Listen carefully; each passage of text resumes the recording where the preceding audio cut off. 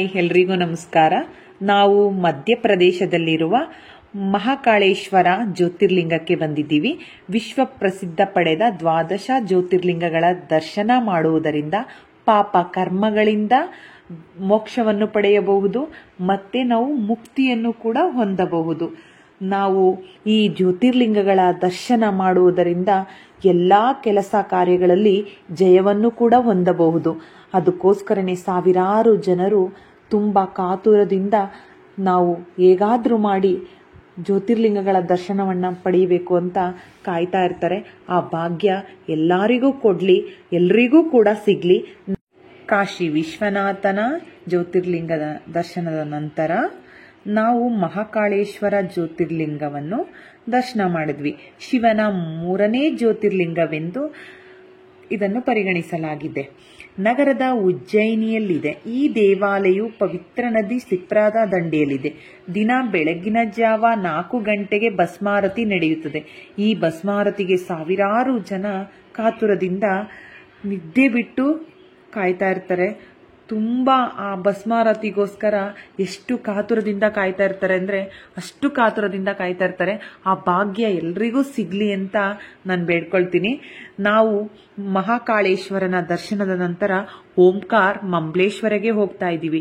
ಓಂಕಾರ ಮಂಬ್ಲೇಶ್ವರ ಹೇಗಿತ್ತು ಅನ್ನೋದನ್ನ ನಿಮಗೆ ತಿಳಿಸ್ಕೊಡ್ತೀನಿ. ನಾವು ಹೋಗಿದ್ದು ಮಂಬ್ಲೇಶ್ವರಗೆ.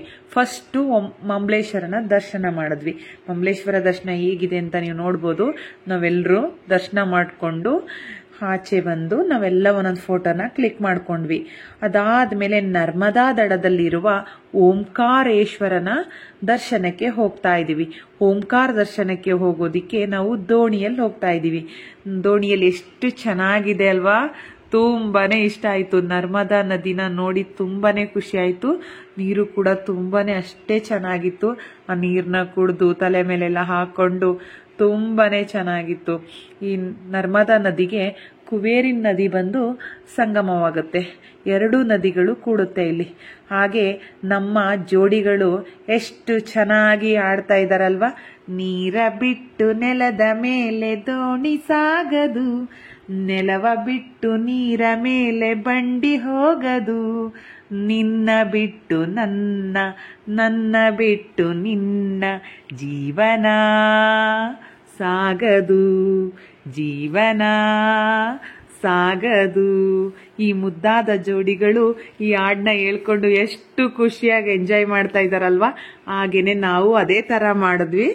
ತುಂಬಾನೇ ಖುಷಿ ಆಯ್ತು. ಅದಾದ್ಮೇಲೆ ನಾವು 12ನೇ ಜ್ಯೋತಿರ್ಲಿಂಗವಾದ ಕೃಷ್ಣೇಶ್ವರ ಜ್ಯೋತಿರ್ಲಿಂಗವನ್ನ ದರ್ಶನ ಮಾಡಕ್ಕೆ ಹೋಗ್ತಾ ಇದ್ದೀವಿ. ಈ ಜ್ಯೋತಿರ್ಲಿಂಗ ಔರಂಗಾಬಾದ್ ಜಿಲ್ಲೆಯಲ್ಲಿದೆ, ಅಂದ್ರೆ ಮಹಾರಾಷ್ಟ್ರ ಸ್ಟೇಟ್ ಅಲ್ಲಿದೆ. ಈ ಕೃಷ್ಣೇಶ್ವರ ಹೇಗಿದೆ ಅನ್ನೋದನ್ನ ನಾನು ನಿಮಗೆ ತೋರಿಸ್ಕೊಡ್ತೀನಿ. ನಾವು ಎಲ್ಲಾ ಜ್ಯೋತಿರ್ಲಿಂಗಗಳನ್ನ ಗಾಡಿಲೇ ಹೋಗಿ ದರ್ಶನ ಮಾಡಿದ್ದು. ಕಾಶಿ ವಿಶ್ವನಾಥ ಆಗಿರ್ಬೋದು, ತ್ರಯಂಬಕೇಶ್ವರ ಆಗಿರ್ಬೋದು, ಭೀಮಾಶಂಕರ ಆಗಿರ್ಬೋದು, ಕೃಷ್ಣೇಶ್ವರ ಆಗಿರ್ಬೋದು, ಎಲ್ಲಾ ಜ್ಯೋತಿರ್ಲಿಂಗಗಳನ್ನ ನಾವು ಬೈಕ್ಗಳಲ್ಲೇ ಹೋಗಿ ದರ್ಶನ ಮಾಡಿದ್ದು. ಕೃಷ್ಣೇಶ್ವರ ಚೆನ್ನಾಗಿದೆ ಅಲ್ವಾ. ನಾವು ಹೊರಗಡೆ ಬಂದು ಒಂದೊಂದು ಫೋಟೋನ ಕ್ಲಿಕ್ ಮಾಡ್ಕೊಂಡಿದ್ವಿ. ಕೃಷ್ಣೇಶ್ವರ ಟೆಂಪಲ್ದಿದು ಎಲ್ಲ ನಾವು ಫ್ಯಾಮಿಲಿ ಕೂಡ ಎಲ್ಲರೂ ಹೊರಗಡೆ ಬಂದ ಮೇಲೆ ಒಂದೊಂದು ಫೋಟೋನ ಕ್ಲಿಕ್ ಮಾಡಿದ್ವಿ, ದರ್ಶನ ಮಾಡಿದ್ವಿ. ಎಲ್ರಿಗೂ ಆ ಭಾಗ್ಯ ಸಿಗ್ಲಿ, ಕೃಷ್ಣೇಶ್ವರನ ದರ್ಶನ ಎಲ್ರಿಗೂ ಸಿಗ್ಲಿ. ನೆಕ್ಸ್ಟ್ ನಾವು ನಾಸಿಕ್ನಲ್ಲಿರೋ ತ್ರಯಂಬಕೇಶ್ವರ ಜ್ಯೋತಿರ್ಲಿಂಗವನ್ನು ನೋಡೋದಿಕ್ಕೆ ನಿಮಗೆ ತೋರಿಸ್ಕೊಡ್ತೀನಿ. ಹೇಗಿದೆ ಅನ್ನೋದನ್ನು ಕೂಡ ಹೇಳ್ತೀನಿ.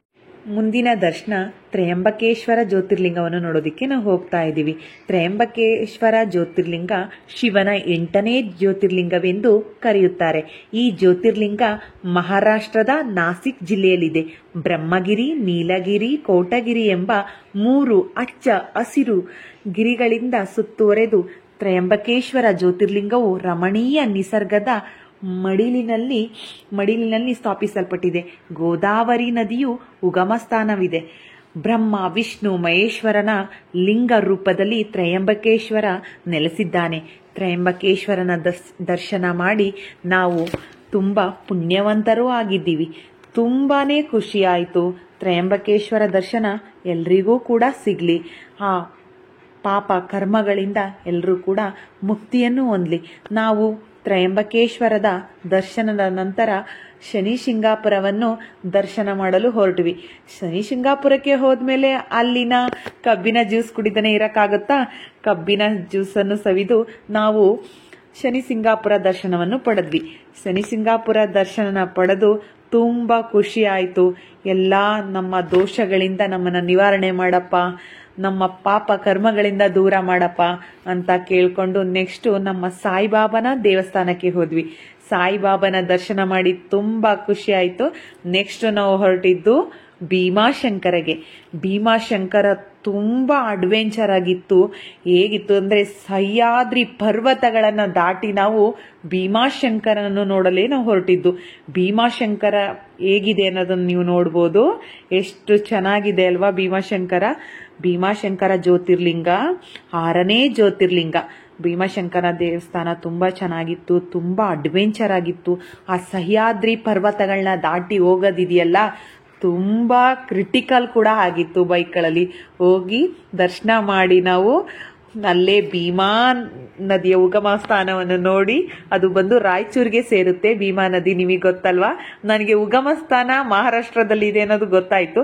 ಅದಾದ್ಮೇಲೆ ನಾವು ನಮ್ಮ ಕರ್ನಾಟಕವನ್ನು 5,500 ನಂತರ ನಮ್ಮ ಕರ್ನಾಟಕವನ್ನು ತಲುಪಿದ ಖುಷಿ. ನಾವು ಗೋಲ್ಗುಮ್ಮಟವನ್ನು ನೋಡಲಿ ಹೊರಟ್ವಿ. ಎಷ್ಟು ಚೆನ್ನಾಗಿತ್ತು ನಮ್ಮ ಬಿಜಾಪುರ ಅಂದ್ರೆ.